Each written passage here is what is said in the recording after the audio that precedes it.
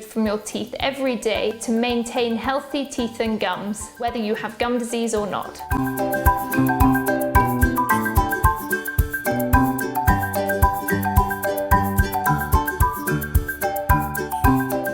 So you need to have good mirror and light to see exactly where the plaque deposits remain on your teeth. Time to remove the plaque from in between your teeth. This is especially important to maintain the health of your gums. I will be showing you the TP interdental brushes. Different colours and different sizes, and you want to have a tight brush in between every single gap so it picks up as much of the plaque as possible in between your teeth. I will just show you on a model here how to use the interdental brushes. We will start with one of the smaller sizes, which is the orange. You pass the brush in between the teeth at the gum level and push it in between the teeth 10 to 15 times. And you should be cleaning in between every single gap. If you notice it is a little bit loose, you can work up to a slightly larger size brush to clean in between the teeth. If you find there are some areas at the front which you cannot pass these interdental brushes through, then you may want to use floss instead.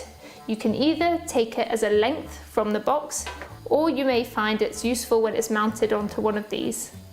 What you do is pass the floss in between the teeth that you are unable to get the interdental brushes to.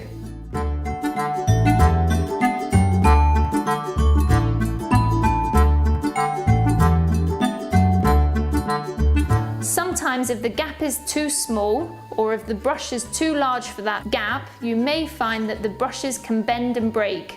In that instance, you should use a slightly smaller brush, or you should discard that one and get a new one to use. You may find when you first start using them, you get some bleeding of the gums, okay? But after 2 weeks of using them regularly, you will find that bleeding will reduce. So today I've been demonstrating with the TP interdental brushes. There are also other interdental brushes available, and you may find they have different colour schemes. So be careful when you're choosing between the brands that you use the right size. Okay, so to wrap things up, it's important that you brush your teeth twice a day with either a manual or electric toothbrush for 2 minutes at the beginning of the day and the end of the day. At least once a day you should be brushing in between your teeth. You can use floss in areas which you can't reach with the Hi, I'm Dr. Jason Olitsky, and today I'm going to show you the proper way to take a leaf gauge bite. So there's just a few things to remember when you take a leaf gauge bite, and it's a very simple procedure to take the bite, but there are a few important things to remember when you're taking the bite. So I just wanted to review those things now. The first thing is that we want to have a bite record taken on a properly deprogrammed patient. And so Mary today is wearing a quick splint that I gave her a couple weeks ago. She's been wearing it every single night to deprogram the muscles prior to taking the bite. And I instructed Mary to wear her quick splint this morning and to not take it out until she came to the office. So it hasn't been out of the mouth. When she comes to the office, I'll be the first person to take it out so her teeth have not touched. So let's go ahead and do that. Go ahead and open for me. Good. And so I'll just instruct her again, don't let your teeth touch. All right, so we want to go ahead and get the leaves into the mouth without our teeth having touched. I'm going to go ahead and just place, let's just lie her back just a little bit here to take the leaf gauge bite. Got about 10 leaves here to start with. And so the goal of getting a good leaf gauge bite is to get the posterior teeth just out of occlusion. So I'm going to place the leaves in the mouth. Go ahead and open for me. Bite down, slide your teeth forward, back, and squeeze your teeth together. And I want to make sure her teeth aren't touching. Do you feel like your teeth are touching? They don't feel like they're touching. I'm going to check and see how far apart the back teeth are because I want minimum distance in the back. That's the second thing to remember when you take a leaf gauge bite is you don't want the posterior teeth to touch, you want them just out of occlusion. So we're talking about 1 millimeter or so, okay? Okay, that looks really close. Okay, and so we can verify they're not touching by using some thin bite paper. This is 40 micron troll foil or some shim stock. Go ahead and open. I'm going to place the bite paper in. Go ahead and bite down, sliding forward, back, and squeezed again in the back teeth, and they're not touching, and it passes really freely. And I actually think I could probably remove a couple leaves. Go ahead and open for me.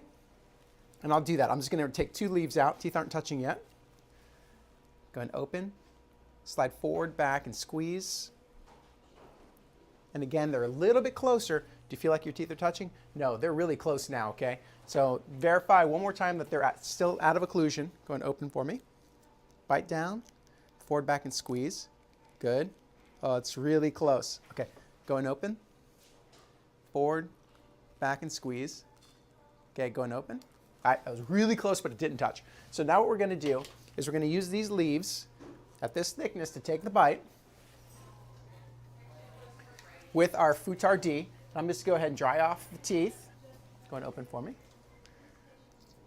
Good. It's like that. That's good. The leaves are ready.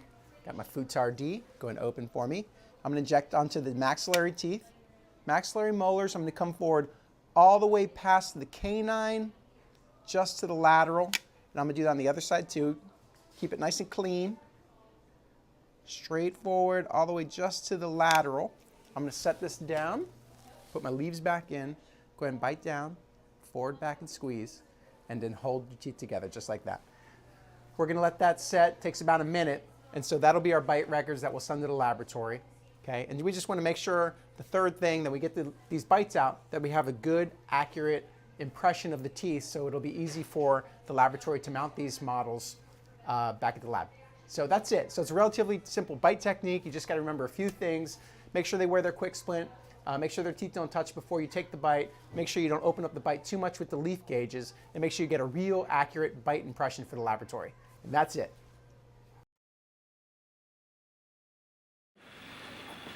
Then we'll use the Nasion relator here and tighten it to then allow her to let go of the transfer assembly there. And then I'll look to see how her interpupillary line correlates with the indicator right here, okay? Oftentimes we'll even have the patient stand up and see if it's even with the floor, okay? So next we'll put some bite registration material. You can use wax as well, heated up and placed in the mouth. Just for the ease and simplicity of the demonstration, we're going to be using some bite registration, which then is inserted in the patient's mouth. I usually like to kind of wipe that off. I'll have the patient open and I'll tell them, I'm just going to do all the work here. I'm just going to seat that on all your upper teeth. We're going to let that cure for a little bit.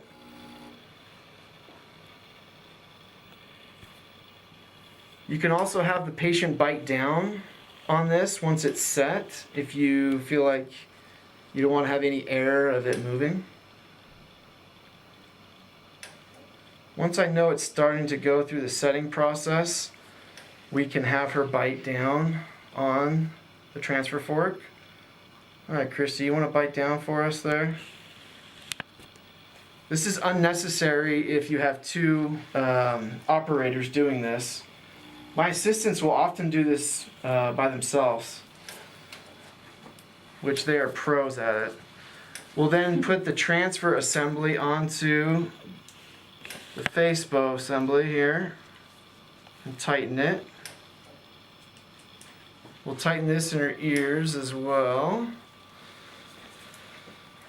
And then we will relate the bite fork to the face bow and then tighten it, and I'll have my assistant hold it there, and I'll make sure and have the patient look directly at me to make sure her interpupillary line is level with the horizontal indicator piece. Once we know that the bite registration is set, we can disassemble this. We release the Nasion piece. We release this piece in order to be able to take it out of her ears. We ask her to open, and then we can just pop this out of her mouth. So this is how the face bow jig should look. The only information that needs to be kept is saved within the transfer assembly. This will be used to then mount the upper model onto the upper member of the articulator. So, pretty easy.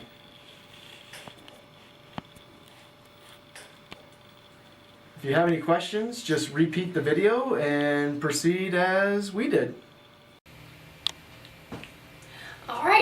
everyone, my name is Kelly Chandler. I'll be performing my head, eyes, ears, nose, and throat assessment today. I have my lovely volunteer Casey with me. Casey, could you state for our viewers at home that you are a willing volunteer? Definitely. All right, so at any point during the exam, Casey, if you feel uncomfortable, if you have any questions, or you know any points of tenderness while I'm touching you, just let me know, okay? Okay. Is it okay if I go ahead and start and touch your head? Yeah. Okay, so first we're going to be looking at our head, making note of any symmetry, any lumps, bumps, bruising. None of that is noted, all right? So go ahead, is it okay if I go ahead and palpate your scalp? Definitely. Okay. Yeah. So I'm going to go ahead, give you a nice little massage here. Just checking for any lumps or bumps. None of that's noted. I'm going to come around, checking into your lymph nodes now.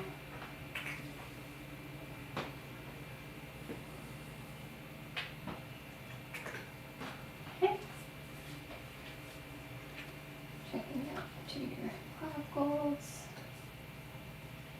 Okay, no swelling. I'm just going to go check your temporal arteries here. And your carotid arteries. Okay, I'm just going to take a listen to all four of those.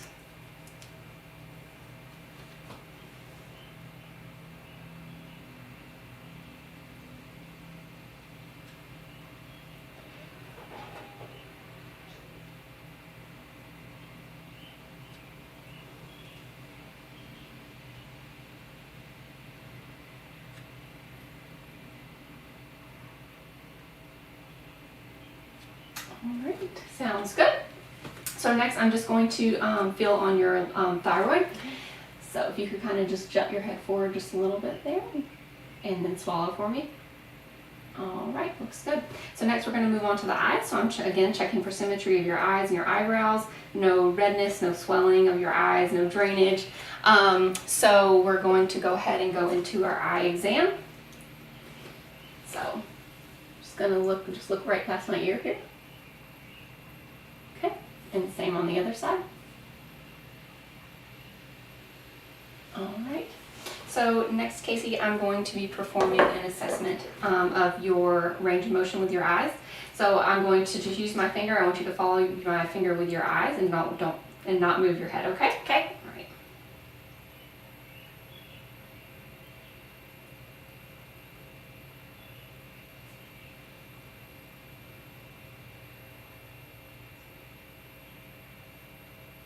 And then last, I'm going to move my finger in toward your nose. Just again, follow my finger with your eyes. Okay.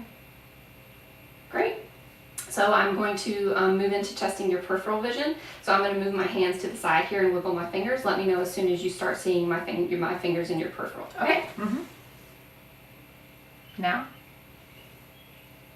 Now. Now. Okay. So then we'll move on to the ears. So again, if you could just move your hair back for me there. Perfect. So just checking the ears here. I'm just going to feel on them. No swelling noted, no drainage, no redness. I'm going to go ahead and do an assessment of your ears here on internal.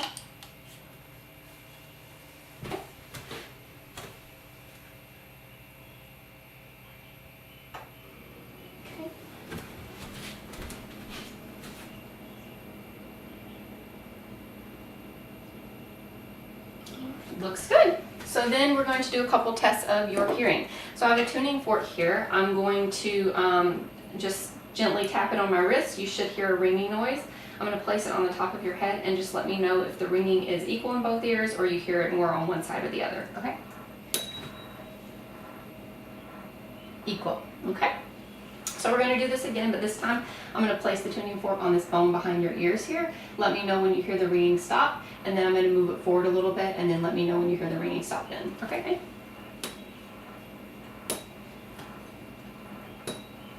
Amazon for you.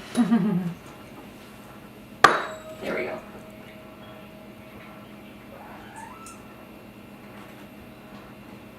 Stop.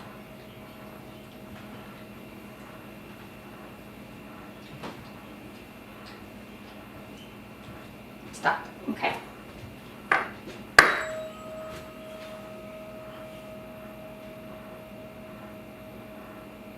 Stop.